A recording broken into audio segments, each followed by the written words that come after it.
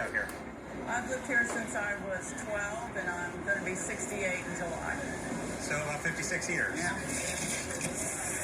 Where we find a local seafood vendor. It's going to flood the streets. They need to reinforce the drainage around here on the island, the streets, everything, to make a big difference.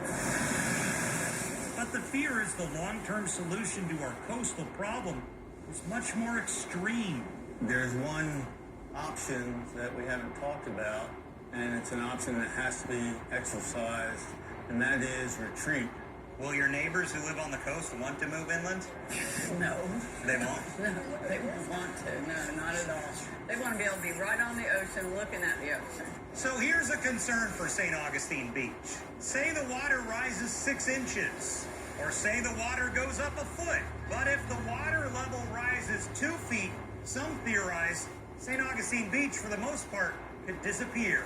The major high tide would flood pretty much all of St. Augustine in every tide cycle. But the beach isn't the only spot the scientists are pointing to as vulnerable.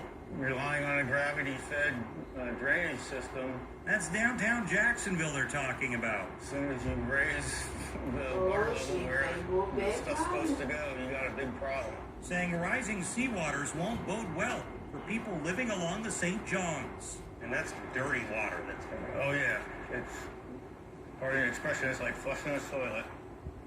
Flushing a toilet in downtown Jacksonville. Yeah. That's where Brittany Shears moved a few months ago. We could get like 2 inches of rain, and this whole area there'll be a puddle just where the sewage is actually supposed to drain. 3 years ago, Hurricane Irma brought floodwaters to this fence line. Does that concern you at all about?